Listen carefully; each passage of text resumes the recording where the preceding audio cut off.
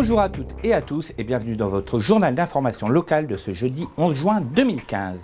Au sommaire de cette édition, hier la plage de Petit-Fort-Philippe a accueilli les Journées mondiales de l'océan, une opération du Lions Club pour sensibiliser le public à la protection de l'environnement. Puis nous resterons sur la plage de Petit-Fort avec la journée à la plage des enfants organisée par l'Office central de la coopération à l'école. Et enfin nous finirons ce journal avec la réunion plénière de la CLI, la commission locale d'information de la centrale de Gravelines, qui a inauguré son lot de changements. Comme tous les ans, dans le cadre des Journées mondiales de l'océan, les enfants de Gravelines ont formé une chaîne humaine face à la mer, symbolisant le barrage de la pollution vers la mer. Les JMO ont été l'occasion de sensibiliser ces jeunes à la protection de l'environnement. Emmanuel de Pecker. La Journée mondiale de l'océan est célébrée chaque année pour rappeler l'importance de l'océan dans notre vie quotidienne. Ouvrir les fenêtres alors que le chauffage est allumé peut avoir un impact sur l'océan. On aura besoin de plus en plus, notamment d'énergie. Sur la Terre, on ne va plus beaucoup les trouver. Donc on risque d'aller de plus en plus chercher de l'énergie dans la mer.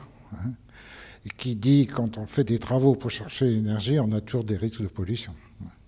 Vous le voyez, ne serait-ce que par le transport des bateaux qui échouent. Et il y a eu plusieurs cas qui nous ont montré que derrière, c'était catastrophique.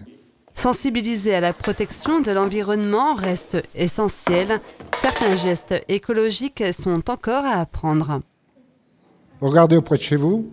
On a parlé de choses très simples tout à l'heure.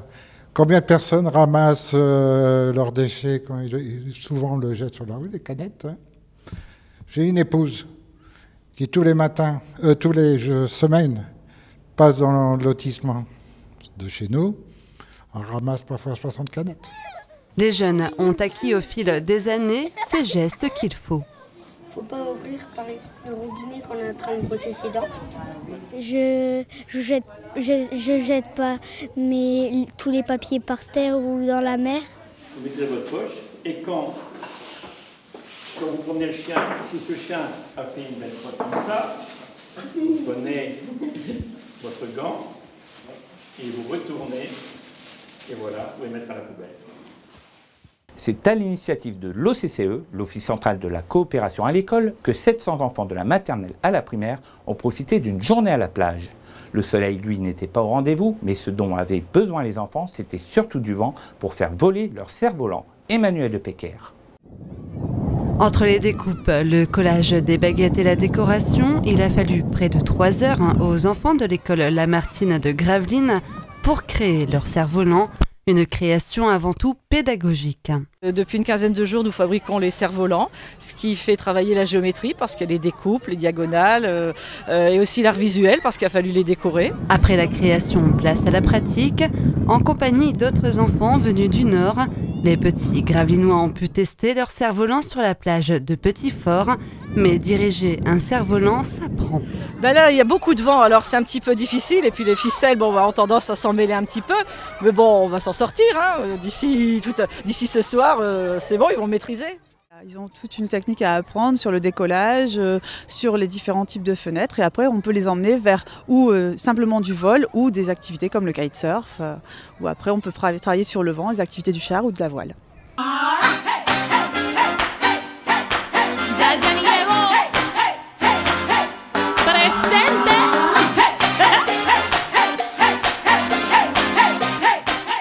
Avec l'initiation au cerf-volant, au char à voile ou encore à la construction de châteaux de sable, les enfants ont découvert les activités autour de la mer, du sable et du vent, une opération qui est appelée à se renouveler.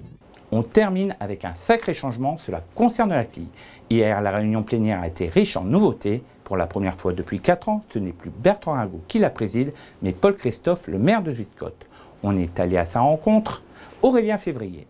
Et autre nouveauté mise à part le président pour cette réunion de la CLI, c'est le lieu. Elle ne se déroule plus à Gravelines, mais à Grand-Fort-Philippe. Le nouveau président, Paul Christophe, a fait le choix de l'alternance. Donc là, voilà, on a choisi Grand-Fort, qui a bien voulu répondre à l'appel. Demain, peut-être Lonne-Plage, Bourbourg et Gravelines, si Gravelines souhaite bien nous ouvrir ses portes.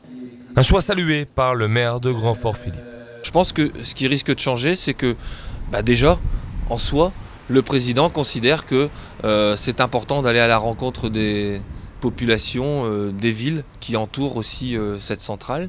Et je pense que le fait d'avoir quelque part, pourquoi pas, un souffle nouveau, va permettre d'avoir une information nouvelle.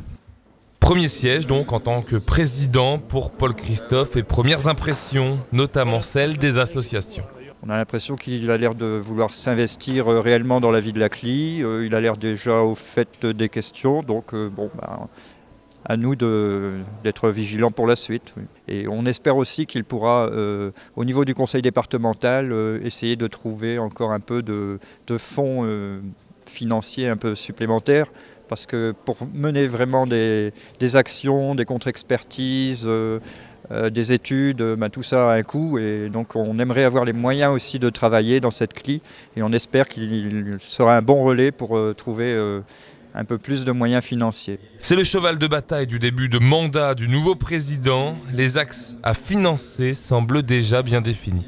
Comment toucher l'habitant au cœur, dans sa boîte aux lettres, quel est le document à proposer pour être sûr qu'il va se l'approprier aussi et bien le comprendre.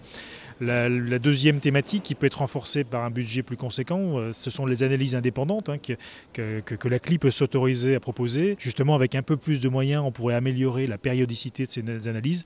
Ce serait déjà un deuxième sujet intéressant à proposer. Oui. Voilà, c'est la fin de cette édition. Merci à tous de l'avoir suivi. Votre prochain journal d'information, ce sera demain à 18h30. Bonne soirée à tous.